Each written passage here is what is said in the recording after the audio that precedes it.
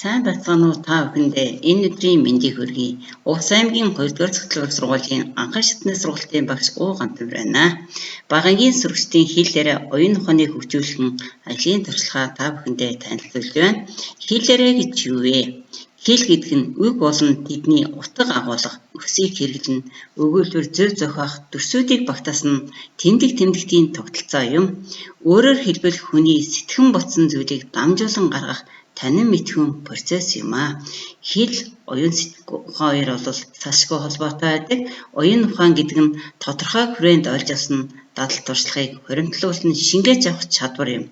Оюуны үүлэн хүрээлэн буй орчинд зохицох явдал, хүүхний зорилттойгоор үйлдэл гүйцэтгэх, ухаалгаар сэтгэн бодох, хүрээлэн буй орчиндөө үр дүнтэй хариу үйлдэл үзүүлэх зэрэг цогц чадруудын бүрдэл юм.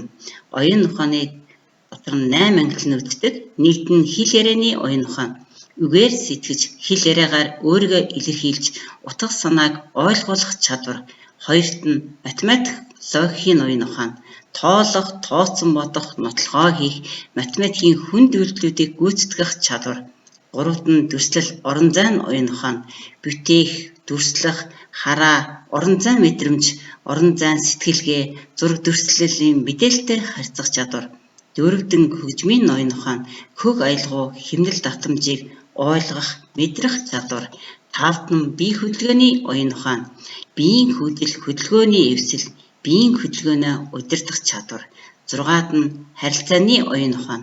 Сэтгэл хөдлөлөө танин мэдэж, бусдыг ойлгох, бусадтай зөв сайхан, ёс зүйтэй харьцах чадвар. Долоод нь өөрийгөө танин мэдхүйн оюун ухаан. Өөрийн дотоод сэтгэлд оюун санаагаа танин мэдэж удирдах чадвар.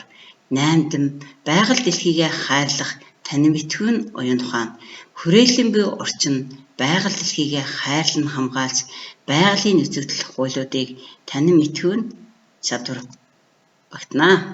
Оюун ухааны 8 чадварыг сургалтандаа хэрэглэж үр дүнд хүрсэн байдлаас хэл ярианы оюун ухаан. Ялгааг олох, ангилах, хэл зөвшрүүлэх дасгал, өөрийгөө гэрүүлээ танилцуулах, зураг тайлбарлах, авианы сонсгол, авианы ондоошил засах, үг өгүүлбэр холбоог зохиох, тайлбарлах, ярих, унших, бичих, зохион найруулах чадварыг бэлтгэл 60 цагаас эхлэн хөгнөөс күндрүүлэх хэлбэрээр анги ахиулан аялуулж ирсэн. Хоёрт нь математик, логикийн оюун ухаан. Нэмэх, хасах, үржих, хуваах, дүрсэн, тооны болон харгалзаа үүсгэх, логик, ой тогтоол, шуу эвлүүлэх, тоон дараалал, харьцуулах, зүй тогтлыг олох чадварыг анги дэвшихөр алхам алхмаар ахиулан ажилдаг. Дүрслэл, орон зайн оюун ухаан. Дүрсийг үзэх, зурах, будах, дуурайн зурах, дүрсийг ажиглах, ярилцах, өнг ялах, бүтээл сэтгэлгээний төрлүүд болон цаасан наамал, цаасан нугалбар, орон зайн баримжааг хөгжүүлэх чадваруудыг бол эзэмшүүлдэг. Хөгжмийн оюун ухаан дээр бол үйлгэр сонсгох, хөгжим, борооны дуу чимээ сонсгож, энэс үйл хөдөлгөөний хийх, алжаал тайлах дасгал хийлгэх, хөгжөөд хөдөлгөөний дасгалуудыг хийж төлөвшүүлдэг юм аа. Бие хөдөлгөөний оюун ухааныг бол оюун тамирын дасгал, биеийн тамирын дасгал гэж хоёр ангилдаг. Биеийн тамирын дасгал дээр бол 8 тоот, 16 тоот дасгалыг зүүрэг, хэл зөвшрүүлэх дасгал дээр хийж чадварыг эзэмшүүлдэг. Сайныг дагуул сарны гэл, мууг дагуул могоон хорлол гэсэн зүүргийг 8 дасгал дээр бол хийж хэвшүүлдэг. Харилцааны оюун ухаан. Харилцаа, үг, биеийн хэл, гэр бүл, найз нөхөд, ах мод хүмүүс, нийгэм орчинтой зөв болгосон харилцах, хүн ба нийгэм, Монгол улс хүмүүжил хичээлийнх холбон харилцааны хэлбэрүүдийг танилцуулдаг. Үүний үндсэн дээр бол гэр бүлийн халуун дулаан уур амьсгал бүрдүүлдэг. Хөдөлгөөний бэрхшээлтэй болоо хэлний бэрхшээлтэй хоёр сурагч манай анги суралцдаг.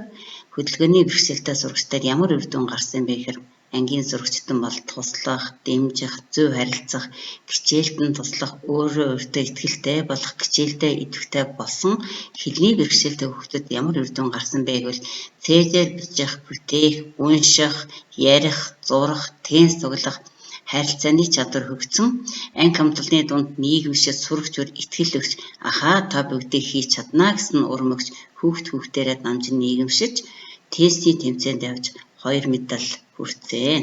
Өөрийгөө танин мэдхүүн оюун ухаанд биегээс бит болон төлөвлөсөн баг хамт олон өөрийгөө нээх, туслах, хүндлэх, нинжин сэтгэлтэй болох, өөртөө итгэлтэй болох, бид бүгдийг бүтээж чадна гэсэн хүсэл тэмүүлтэй сурагчид болон төлөвшөж байна. Байгаль дэлхийгээ хайрлан танин мэдхүүн оюун ухаанд хоггүй өрснийг бүрдүүлэх, агаарын бохирдол, цэцэг өрслөлөх, мод тарих, туршилт хийх, музей үзэх, байгаль дэлхийгээ хайрлах, уул ус гол мөрний тухай дуу, түүх, домог, их зохиох, төрсөн сэтгэлээ бичих чадварт олж суралцсан. Оюун ухааны 8 чадварыг хөгжүүлэхэд сэтгэлгээний дасгалууд болон дидактик материалуудыг бол хэрэглэж ажиллаж байна. 2010-аас 2020 оны хичээлийн жил Монгол хэл математикийн хичээлээр гарсан үр дүн гэвэл ярих чадвар, бичих, унших, зохион бичих чадвар 20-аас 30 хувиар ихсэн, математикийн тоо тоол, хэмжигдэхүүн, геометри, өгөгдөлтөй ажиллах чадвар бол 20-аас 35 хувиар ихсэн.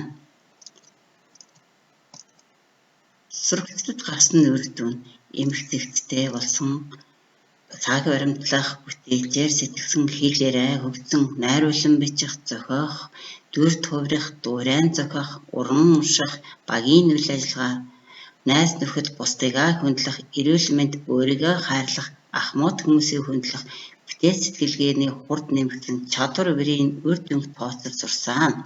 Эцэгхэд гарсан үр дүн багийн үйл ажиллагаанд орж ажиллаж сурсан, сурагчдын дунд ажил зохиож үр дүнг нь тооцдог болсон, цахим болон тамхины хичээлд орчныг бүрдүүлж өгдөг болсон, ангийн групп баягаар тогтмол даалгавар үр дүнгийн тооц багштай хамтран ажилдаг, урлаг спортын ажилд эцэг эхийн тусалцаа дэмжлэг үзүүлдэг, хүүхдтэй анхаарал хандуулж гэр бүлийн цаг, үлгэрийн цаг, ажлын төлөвлөгөө гаргана, хамтран ажиллаж байна.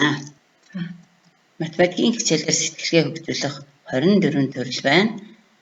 Монгол хэлний хичээлээр сэтгэлгээ хөгжүүлэх төрлүүдийг анги бүрээрээ гаргасан. 1-р ангид 8 төрөл, 2-р ангид 10 төрөл, 3-р ангид 8 төрөл, 4-р ангид 6 төрөл, 5-р ангид 13 төрлийн сэтгэлгээний бодлогод байна. Хөгжсөн багшаас хөгжсөн хүүхэд, хөгжсөн эцэг эх. Анхаарал хандуулсан та бүхэндээ баярлалаа.